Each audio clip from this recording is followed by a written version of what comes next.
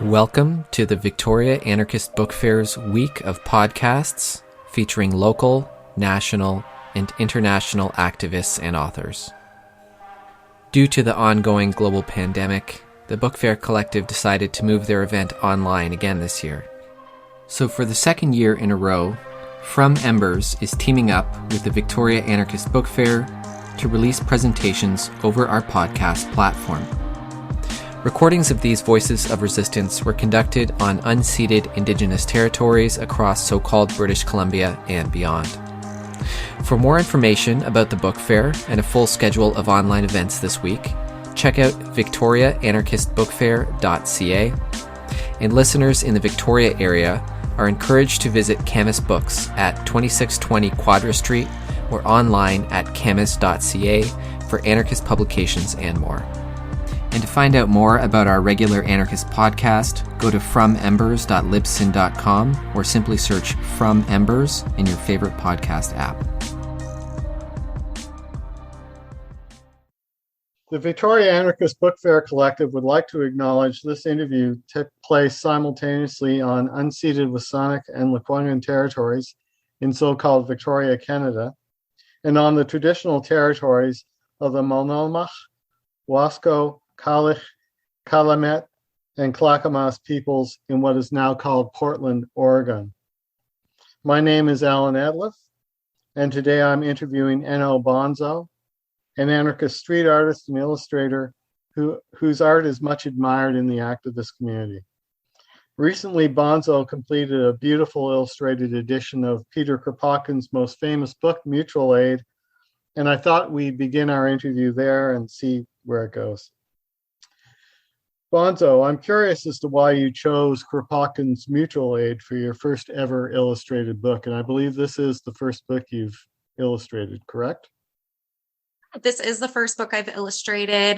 Before, I've just maybe more worked on smaller projects like zines or something. So this was the first really, really large undertaking to the tune of, 300 some odd pages. And how many years? 2.5 years. So this was 2.5 years while, working full-time jobs, getting evicted, doing all of my other, things that I do in the city. Portland having numerous fascist incursions. So it was a very busy 2.5 years. And during that time, you're creating this vision, a reenactment of Kropotkin's values visually. So could you tell us about why Mutual Aid? Many people will not be familiar with the book, so perhaps you could recapitulate some of its contents and the importance of the argument. So just to first kind of talk a little bit about what Mutual Aid is. Mutual Aid is a text that Kropotkin wrote. It was initially a series of essays that were then compiled and published into a work in 1902. They were a response to the growing push for social Darwinism.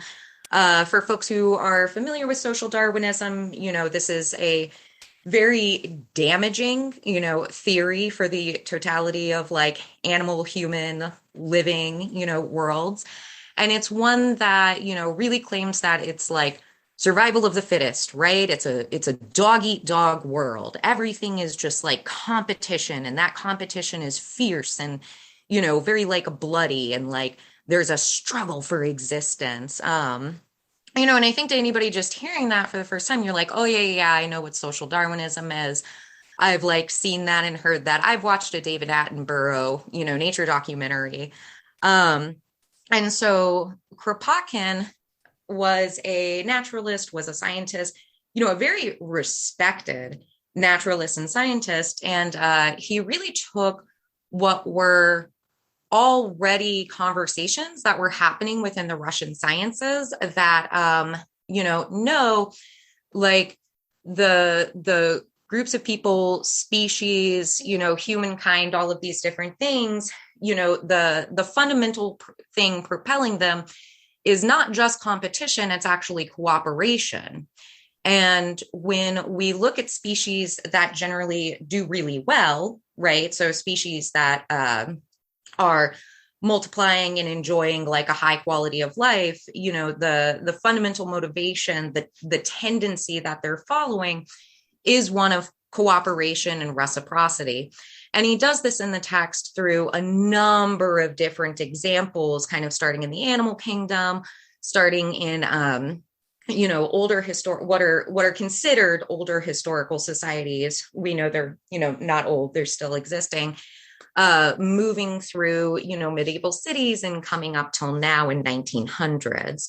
And so this text was a response to this very, very big push for having social Darwinism be the way that we understand how fundamentally the world works. And so this is an absolutely beautiful text. You may hear my dog yipping in the background. I'm sorry. So this is an absolutely beautiful text that articulates something incredibly different. It's an articulation for an incredibly different way of looking at the world. And I think a way that is not only more accurate, but one that, anarchists really understand. So, that's kind of the wrap up. That's a short, but also maybe long wrap up of what the book is. And so there were a few impulses behind wanting to do this project, and many of them are just rooted within an appreciation and fascination with the text that Kropotkin produced, along with its continued relevancy. The social Darwinist position and its various offshoots are still very strongly proliferating the world we are in now, and absolutely utterly limit people's potentials and utterly limit the way that people can even look at and interpret the world and action around them. And Kropotkin's argument against this remains timely and important. So, I was kind of having this conversation with somebody about that eventually turned into, all right, I'm going to make this book, there goes 2.5 years of my life. And, when I had this conversation with somebody, the copies of Mutual Aid that were still in print, they were all these very unappealing, direct to print, fuzzy, pixelated versions. Anybody can just go and look, and it's you'll see a highly pixelated circle A, and then the inside of the text, it's just full of typos, weird misprints, these very not lovely versions. They're not enjoyable to look at. So in thinking about the book and thinking about Kropotkin, thinking about the artists of the time, in the late 1800s, early 1900s, what were the artists up to? Some of these artists, of course, friends with Kropotkin. I kind of came back to this long appreciation I have with older arts and crafts movement artists like Walter Crane and William Morris, particularly a project that William Morris and a number of different people participated in called the Kelmscott Press. And Morris, and I think, Kropotkin has expressed related sentiments to Morris and Crane with art. We also know that Kropotkin was a very accomplished artist, a passionate craftsman.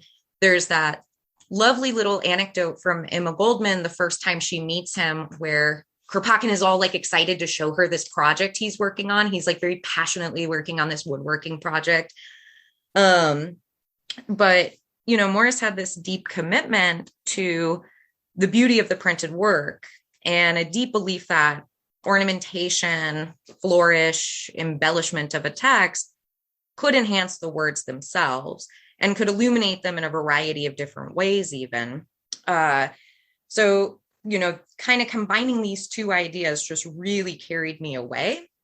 And so I was just very passionate with this idea that I could try and create something that would hopefully add to and evoke the beauty of Kropotkin's words in this way that not only called back to the artists of the time, not only called to this ongoing argument that we have, but could also exist as a work of this time too. Mm-hmm. Yeah.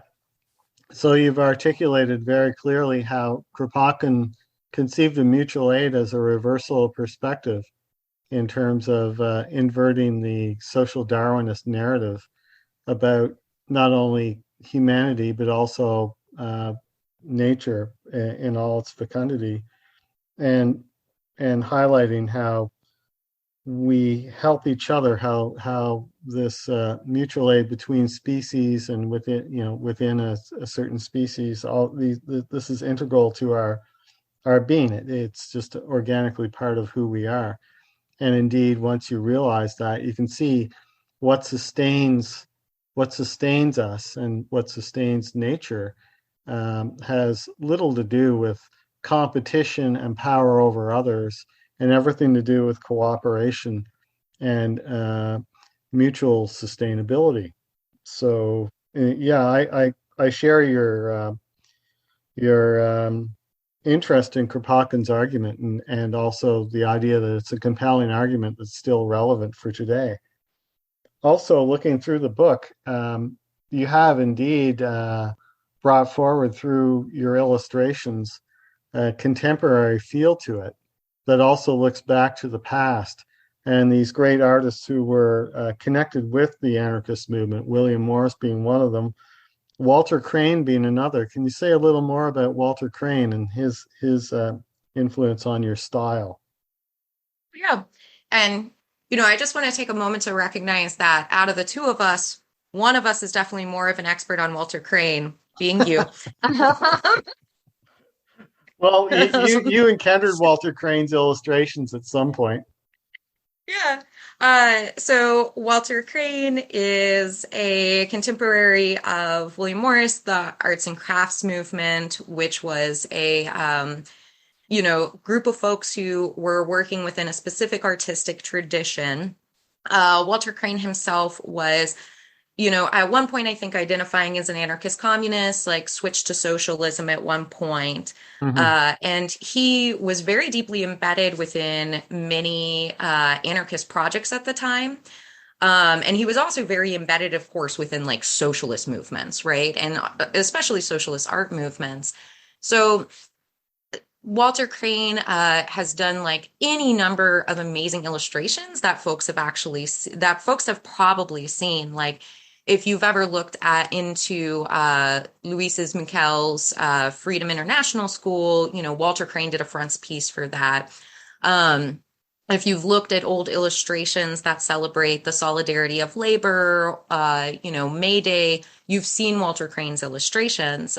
He has a number of folios that are just like, I believe they're called Art for the Cause. And it's like this huge folio of just the most gorgeous art. And another element that I really enjoy about Walter Crane, and I think sometimes gets even lost when we talk about a lot of these arts and crafts artists, is that a number of them illustrated children's books.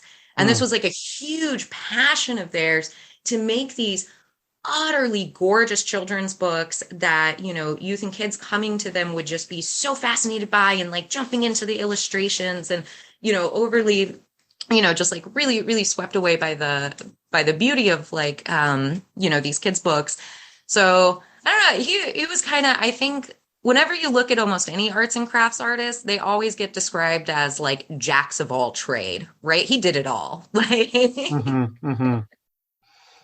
Yeah, and mentioning Kropotkin, likewise, this anarchist theorist and activist who is also a painter, did sketches, as you say, was interested even in carving.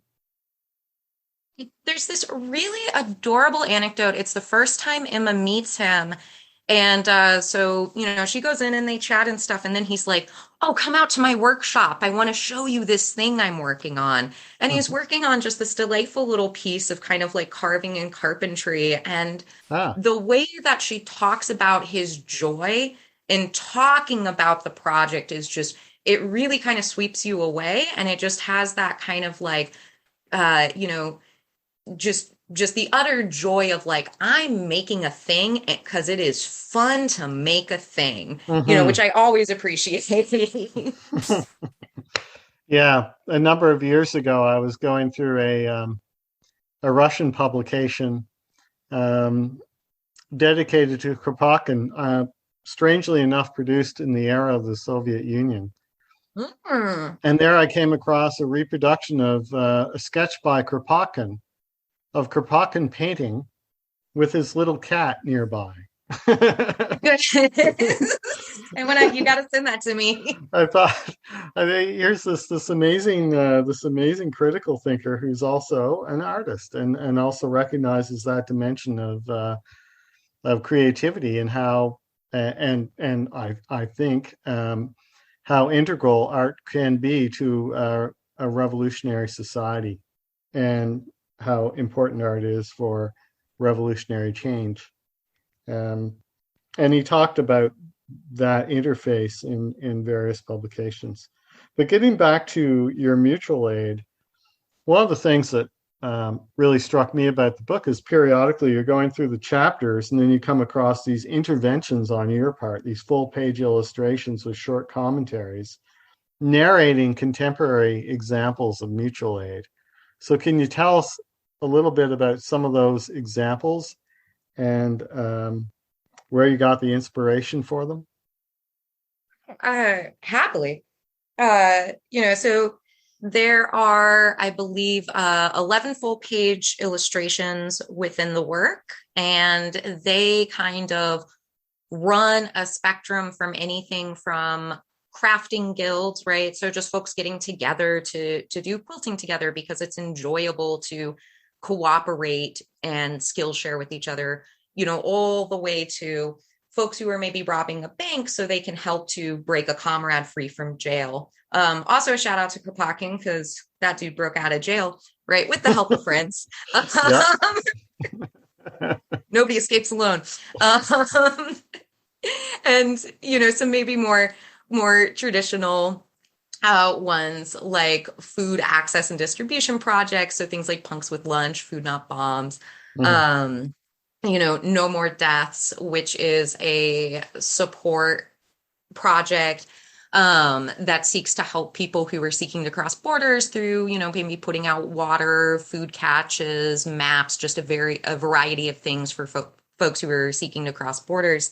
So there's about 11 in there, and my initial goal was actually to attempt to include about 30 or so of these, but best laid plans did not make that happen.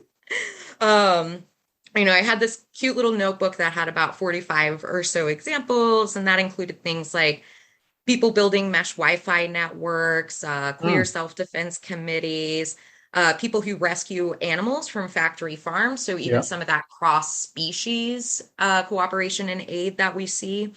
You can just go on endlessly when you're talking about mutual aid and cooperation.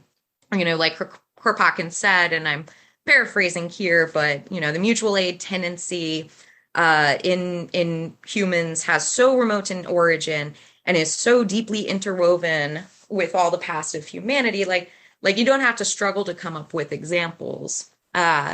So the ones that ended up getting illustrated were kind of the ones that I was most familiar with and iconic to me, especially as I'm somebody with a more kind of punk persuasion. Mm-hmm. And, these are all things that, like, if you're in, grimy collective punk houses, it's like you or somebody is going to do one of those, except for the jailbreaks. Like, we don't really got those anymore. Yeah. Gosh, it sounds like I was going to ask if there were any future book projects. It sounds like you just articulated one to bring together all those examples and do a companion volume. I would love that.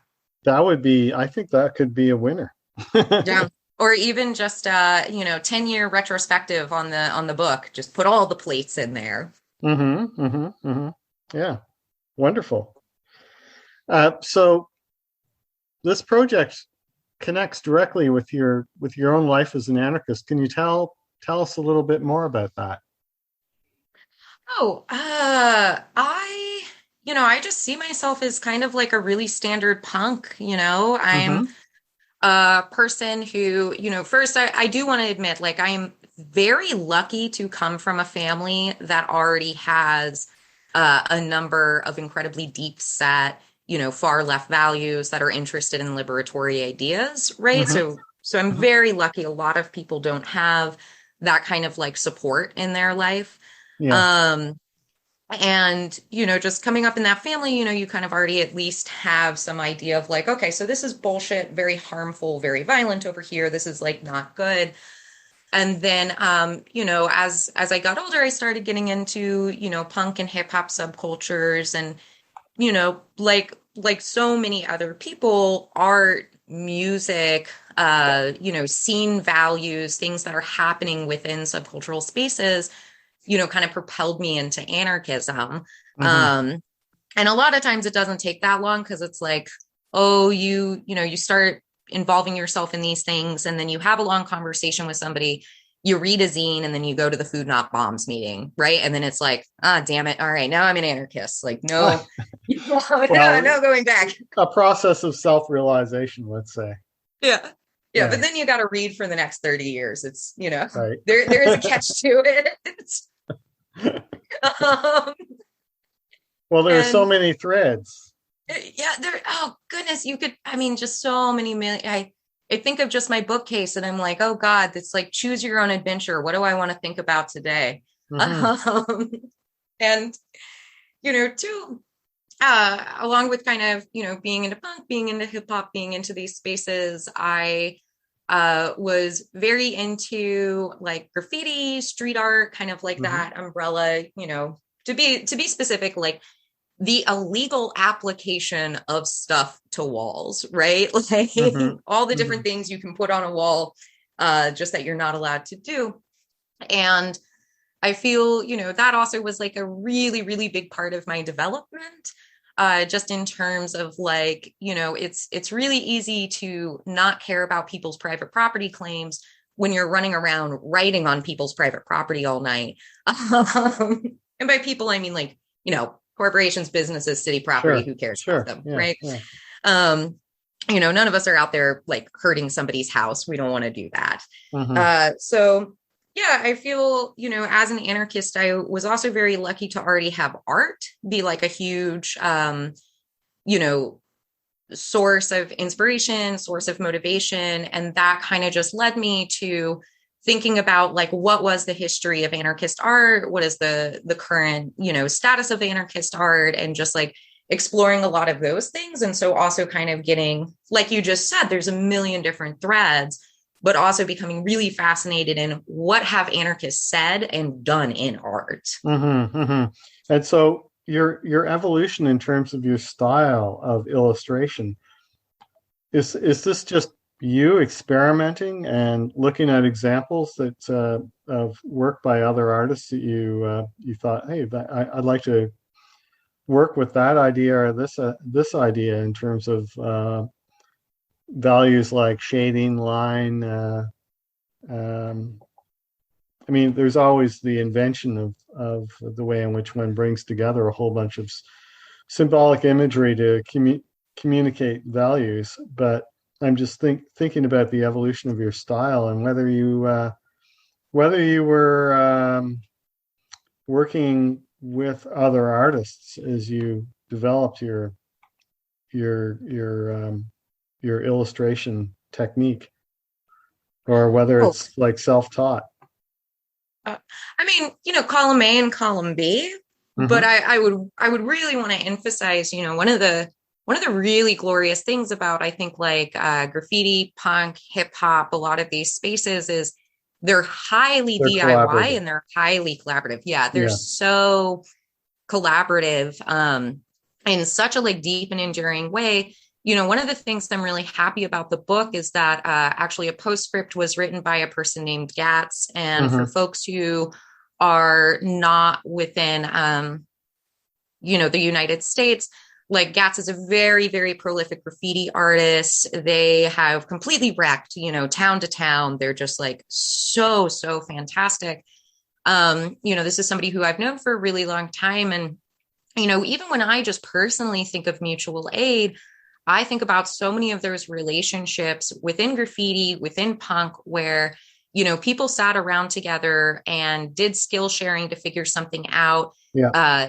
shared as much as they possibly could to try and just for the joy of seeing somebody else do something that made them happy. Right. Mm-hmm. I think, a lot of people may find themselves in artistic scenes in which kind of the actual technical knowledge is kind of privatized and put away, and it's hard to access it. Whereas in graffiti, somebody's like, no, here's what you do. You take this, you put this in it, you put this in it, and then like, boom, go out and do it. Watch your back, but like, boom, go out.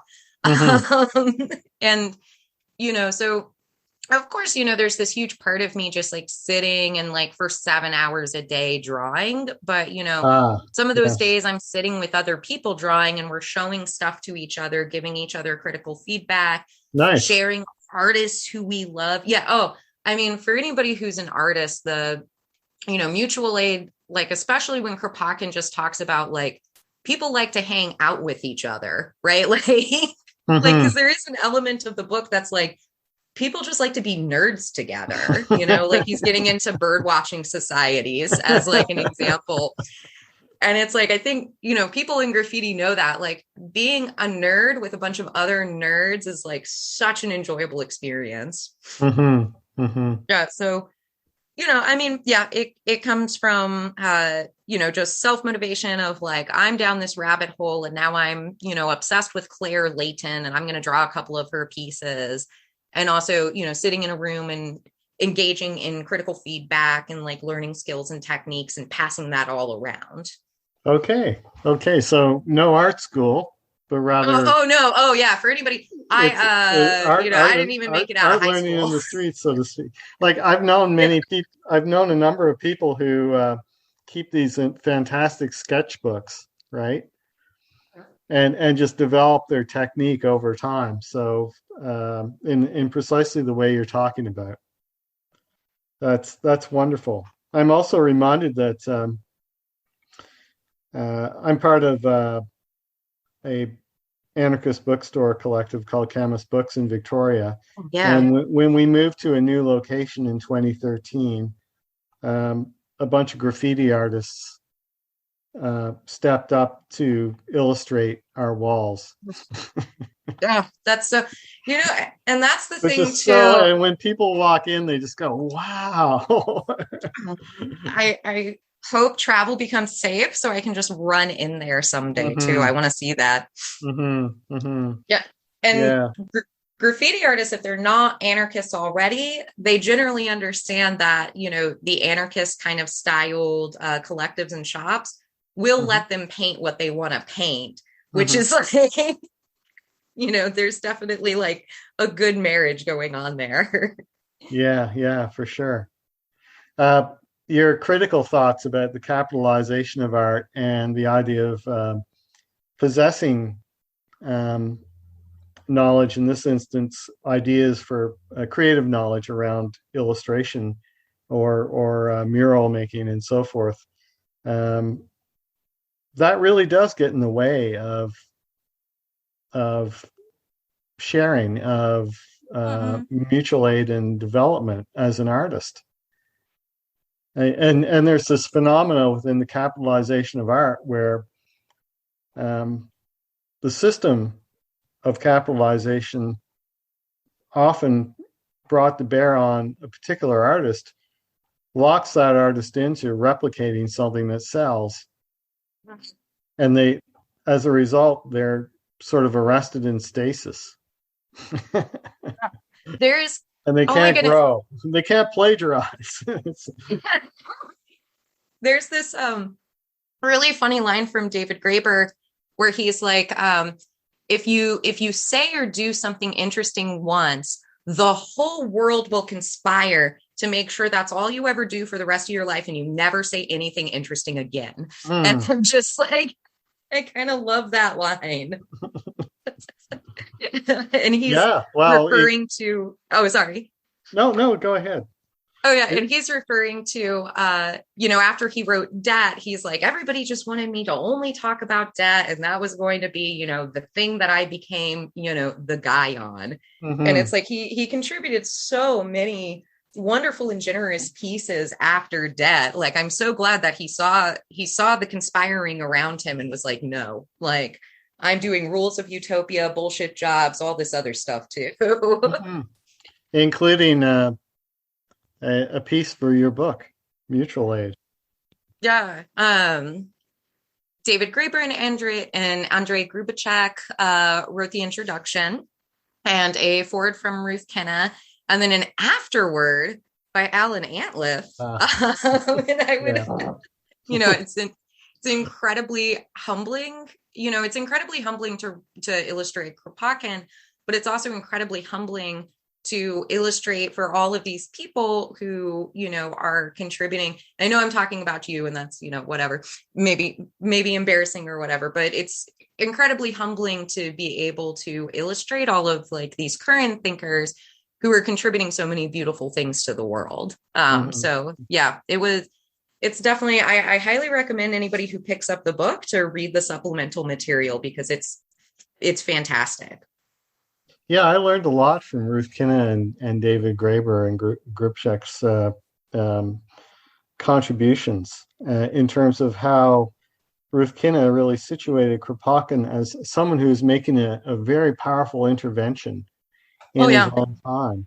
And she also throws new light on some of the what you could interpret as retrograde language in Kropotkin's writing, and puts a different perspective on it in terms of him saying that he's not trying to reinforce a hierarchy of cultures and so forth, but rather he's calling forth the way in which mutual aid is realized in different cultures on a global scale.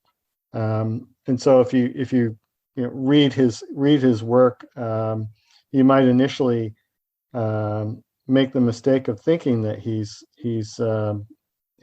engaged on some level in hierarchy building, but reading in terms of this culture is more advanced than this culture. But reading Ruth Kinna's introduction, it becomes clear that no, it's just the opposite.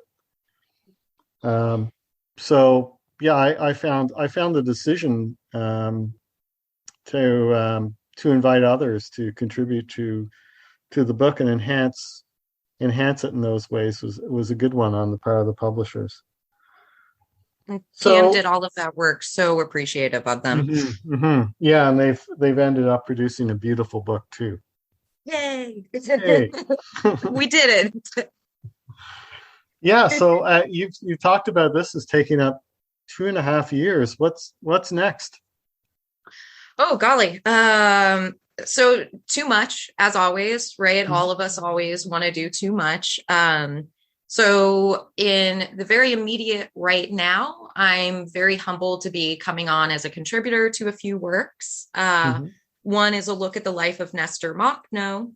That's going to be written in, I've read some of the early writings for it. It's very engaging, very accessible. It's not like a boring, dry historical text. It's actually this really fun, like I want to jump into it type of text. The other one, I'm unfortunately not at liberty to describe the project more, but it's another historical work, and it's going to be absolutely phenomenal. I really wish I could talk about it, but I can't. But some folks are working on a thing that I hope everybody's going to be really excited about. And then as far as for myself, I've been like very slowly, ever so slowly starting to develop the ideas for another large kind of multi-year work. That working title right now is All Our Mothers Resisted. Who knows if that will change as things evolve, right? Projects go through so many kind of lives. But I hopefully currently picture it as a work that focuses on a number of kind of less known, less spoken of histories of women's resistance, which is a little intimidating, just as I'm going to have to write for this one thing. So I'm going to have to really rely on an editor. But it's also really exciting in the sense that I'm going to get to spend just like hours doing research on these stories. For anybody who's even maybe still living, be able to reach out to them, spend a lot of time trying to recreate scenes that will more than likely not have many of them will probably not have a great deal of reference photos to work from. Some of them, predate cameras. And some small examples of kind of like what I picture that to be is, things like the August Rebellion, which is this 1974 uprising at the Bedford Hills prison, where about 200 women rebelled and took over large parts of the prison in protest of the inhumane treatment of their comrade and friend, Carol Crooks. Like, they completely destabilized this prison because this one person had been, very like put in solitary confinement and experienced violence from guards. And I find that really inspiring. Lots of bread riots. Like, if you just start even looking into the history of bread riots, like, oh my God, like, yeah, like, bread riots leading to revolutions in a number of instances. Yes. Oh yeah, there, and then too, I mean, just any of the grain riots. Like, if you also look into rice riots, right, you go through a whole new, just as full and rich of a history. Also, getting to illustrate maybe the Petroluces of the French Revolution, so these were the wild women who were running around burning down Paris. And then later, of course, the women on the barricades of the Commune. And so, this is pictured in the same way. It's a fully illustrated text. Right now, I'm really looking into a friend of Morris's named Florence Harrison, who did a number of illustrated books, and kind of like thinking about how she chose to make those books and how I could incorporate that now. And I'm just hoping to do something that's kind of like, maybe pulling away from the more, we actually do have a lot of these like, oh, women did cool shit books, but a lot of them are more liberal, where they're like, oh, women did a reform thing and got on the Supreme Court. And you're like, yeah, I'm on the Supreme Court, like, I want the prison burnt down. Like, right. Let's do that. That sounds like a great project. Yeah, it's really exciting. And I'm constantly texting and calling friends to be like, you'll never believe what they did back in 1895. Right? So it's... Well, we should be in touch about that, because I may have a few definitely. suggestions. Yeah. For those who don't know about Nestor Makhno, this is someone who led the Ukrainian insurgent army fighting against the German occupation of Ukraine, and then the reactionaries in Ukraine who wanted to assert their power after the Germans left in 1918, and simultaneously dealing with the Leninist side of the ledger, the so-called Soviet Union in emergence, and Leon Trotsky and Lenin and their imposition of their dictatorship, which Makhno was doing battle against, and periodically entering into alliances with the Soviet Red Army to combat the arch-reactionaries that ultimately wanted to restore the Tsar. So that's an intense history. I'm delighted you'll be illustrating it. Oh yeah, I'm delighted I'm not having to write it. Like, that's... Yeah, well, you got to include some Chechenkas in there. Yeah, actually, oh, goodness, not to go down a rabbit hole, but I've been, revolutionary nerd. Yeah, I've just been doing as much research as possible to what is the art, what is the clothing, what is the what are the folk stories that would have surrounded Makhno's life. And just finding so many, the art is so gorgeous. It's like almost, it's breathtaking.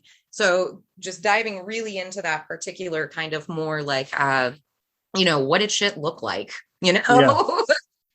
Well, I've seen one of his, the Shashenka is a cart, horse-drawn cart with a machine gun on the back. Okay. It was part of his really mobile weaponry. And I've seen one of these things. So, oh my God, in a museum in St. Petersburg. So, oh wow, that's going to be one of the funnest things to illustrate ever, honestly. For sure. Yeah. Well, listen, Bonzo, thanks very much for taking time out to do this interview. It's been a real pleasure. Yeah, it's been such a pleasure to speak to you again. I'm so sorry that COVID keeps us apart. I wish that I was in Victoria right now, enjoying, the beautiful space that y'all always make and put together for the book fair. So hopefully maybe next year or the year after. Yep. I expect next year we'll be up and running. Yes. All right. I'll see you then. Okay. Thanks. All right. Thank you, Bye. Alan. Bye.